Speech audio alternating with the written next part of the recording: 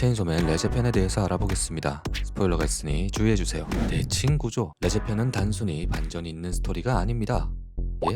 뭔 소리냐고요? 먼저 레제편의 사건을 순서대로 나열하면 파워가 사라지고 덴지가 감정을 배우고 레제의 등장, 학교에 가봤냐, 수영장 데이트, 축제에서의 키스, 혀 커팅, 바다로 뛰어들고 나도 학교에 안 가봤다, 레제의 죽음, 덴지가 감정을 잃고 파워가 되돌아옵니다. 이렇게 12개 정도로 나눠볼 수 있는데요. 지금부터 자세히 설명드릴 테니 굳이 안 읽어보셔도 됩니다. 먼저 파워가 뿔 때문에 덴지와 떨어지게 되고 마키마와 영화를 보러 가죠. 대뜸 마키마가 덴지한테 영화를 보러 가자고 하는 게 사실 이해가 잘 되지 않는 부분이잖아요. 아무튼 그렇게 마키마와 영화를 보며 덴지는 사람의 마음이라는 것을 배우게 되고 바로 레제를 만납니다. 그렇게 서로를 만나면서 학교에 가봤냐고 물어보고 안 가봤다니까 학교에서 수영장 데이트도 하고 축제에서 키스도 하고 아주 난리를 칩니다. 여기서부터가 완전히 반전되는 구간인데요. 키스를 하자마자 혀를 잘리며 좋았던 관계에서 나쁜 관계로 확 바뀌어 버립니다. 그러고 한참 싸우다 수영장 데이트와는 반대되게 레제와 바다에 뛰어들며 싸움이 끝나죠.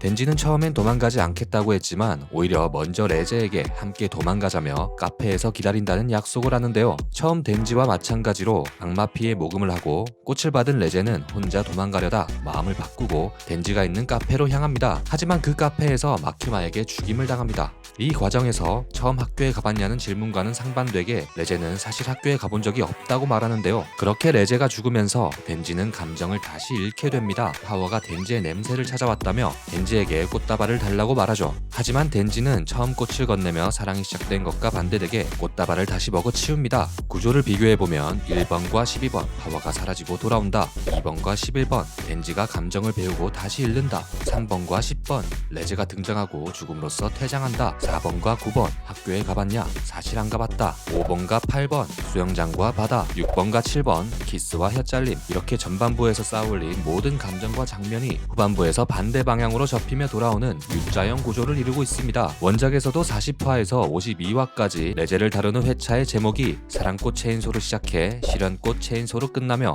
이러한 구조를 상징하고 있죠. 이것 외에도 일장기가 날리는 장면으로 시작해 마지막 레제의 피가 일장기와 같이 원형으로 번지는 것처럼 곳곳에 대칭되는 요소들이 많이 숨어 있다고 생각되는데요. 어떻게 생각하시나요? 다프니스와 클로에.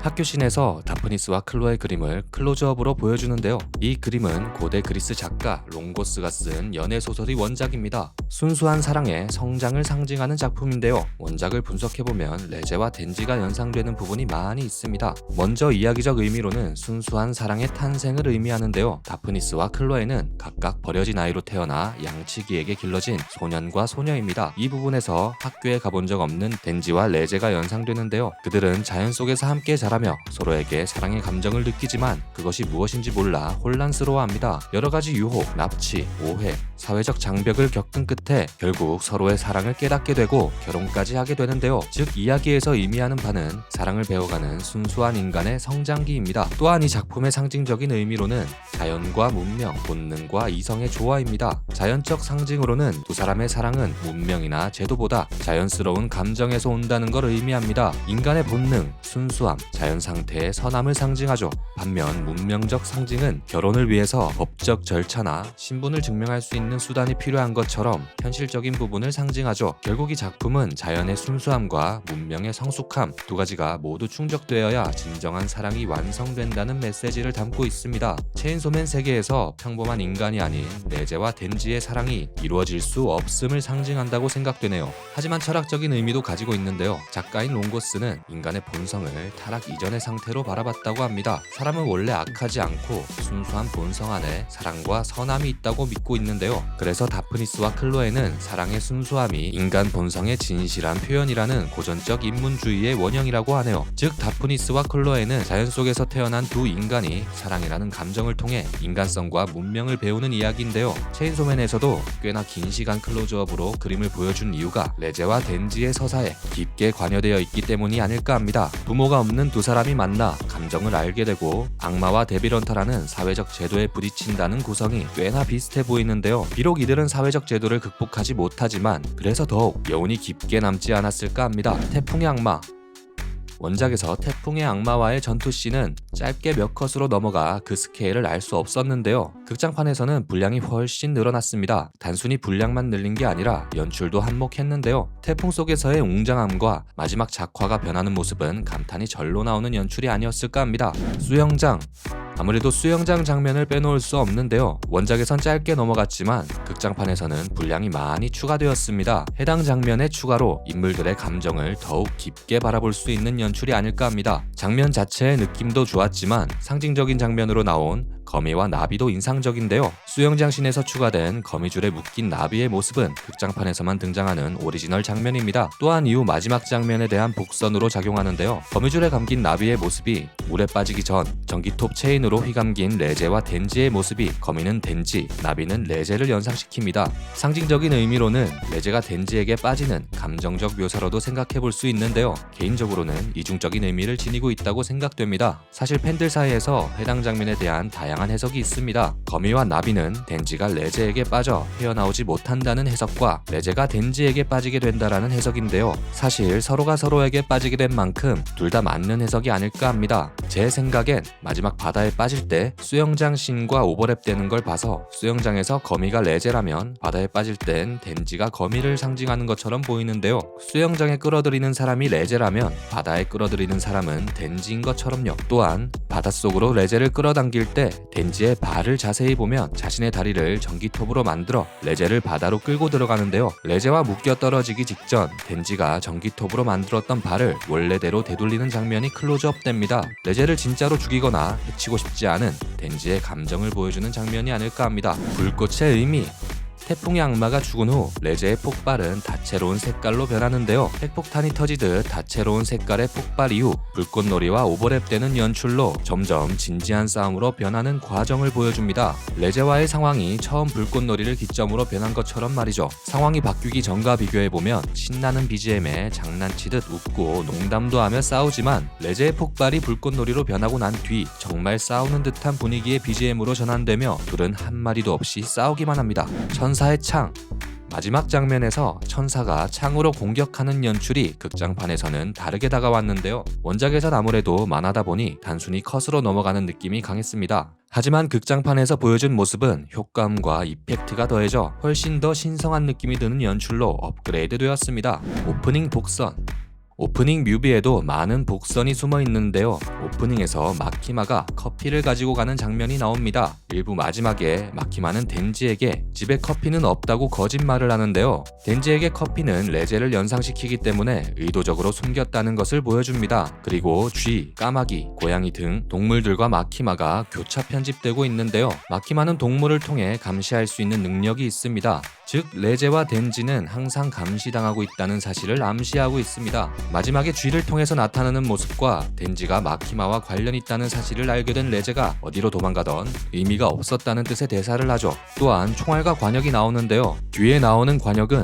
체인소맨 4권 표지에 아키 뒤에 있는 관역입니다. 아키의 이름은 소총 AK-47에서 따왔으며 아키가 총의 악마와 관련이 있다는 사실을 암시합니다. 수족관에 서 있는 남녀의 모습은 2부에 등장하는 덴지와 아사의 수족관 장면을 연상시키네요. 그리고 뮤비를 전체적으로 보면 덴지, 파워, 아키가 꼭두각시처럼 춤을 춘다거나 하는 모습이 보이는데요. 마치 모두가 마키마의 꼭두각시라는 인상을 줍니다. 결과적으로 모두가 마키마의 지배 아래에 있다는 사실을 암시하고 있습니다.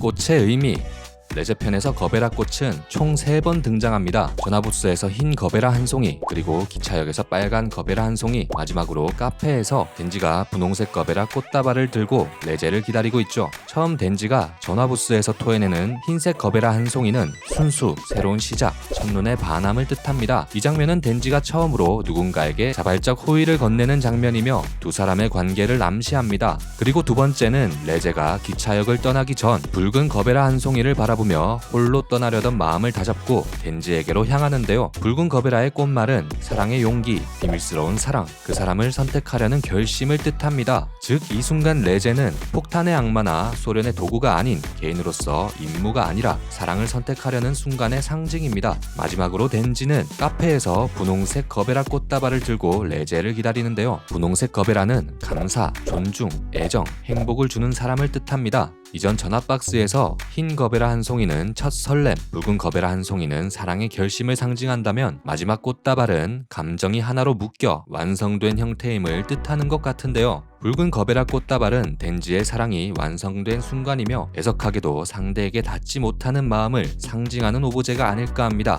OST 레제편 하면 OST도 빼놓을 수 없는데요. 영화를 보기 전엔 아이리스 아웃, 보고 난 후에는 제인도가 더 좋다는 평이 많은데요. 물론 둘 다 좋은 노래지만 제인도가 영화에 여운을 더해주는 노래라면 아이리스 아웃은 전반적인 분위기를 띄워주는 노래가 아닐까 합니다. 아이리스 아웃이라는 제목처럼 연출 기법에 많이 활용되었는데요. 두 노래 모두 마지막 엔딩과도 관련이 있습니다. 먼저 아이리스 아웃이란 화면의 중앙 혹은 특정 지점을 중심으로 원형으로 점점 좁혀지며 화면이 암전되는 전환 기법입니다. 아이리스라는 말 그대로 화면이 눈동자처럼 좁혀지며 닫히기 때문에 붙은 이름입니다. 이러한 기법을 상징하고 응용하는 듯한 장면이 많이 나오는데요. 오프닝에서도 많이 사용되고 오프닝 이후 첫 장면에서 흰 배경에 빨간 원이 있는 일본 국기를 보여주며 시작합니다. 그리고 마지막 장면에서 레제의 피가 어색할 정도로 딱 맞는 원형으로 퍼지는데요. 이전 영상에서 분석했던 작가의 메시지처럼 국가와 사회의 제도 아래 희생된 청년에 대한 의미도 담겨 있는 것이 아닐까 합니다. 해당 영상도 보신다면 첫사랑의 여운이라는 수면 아래 작가가 숨겨놓은 메시지는 무엇인지 레제편에서 연출과 상징이 어떻게 작용하는지에 대해 알아볼 수 있으니 한번 보시길 추천드립니다. 천사의 악마가 창을 던진 후 내려다보는 장면에서도 머리 위에 헤일로 사이로 덴지가 좋아하는 두 여자 마키마와 레제가 함께 원형 프레임 안에 들어가 있는 모습도 연출됩니다. 또한 레제가 죽기 직전 카페 창문을 통해 덴지의 뒷모습을 보며 눈을 깜빡이는 시선샷에도 사용되고 있습니다. 제인도는 가사가 인상 깊은데요. 제목을 살펴보자면 제인도는 영어권에서 신원 미상의 여성을 뜻하는 말인데요. 한순간 왔다 간 레제와 잘 맞는 제목이 아닐까 합니다. 많은 분들이 이 영화에 여운을 못 잇는 이유에는 이 노래도 한몫한다고 생각되는데요. 중반부 가사를 살펴보면 어디에 있니? 여기에 있어. 뭐라고 있니? 계속 보고 있어. 이 세상을 실수로 가득 채우자 라며 여자의 대답이 있지만 이후 가사를 보면 곁에 있어줘. 놀러가자. 어디에 있니? 라며 남자 혼자 부르는데요. 사이에는 어떠한 대답도 없습니다. 그리고 마지막 어디에 있니? 라는 가사와 공백은 꽃다발을 들고 레제를 기다리는 덴지의 뒷모습이 연상되는데요. 덴지의 공허한 마음을 생각하고 쓴 가사가 아닐까 합니다. 이처럼 노래에도 극 전반의 상징이 많이 담겨 있는데요. 괜히 데켄시라고 하는 게 아니네요.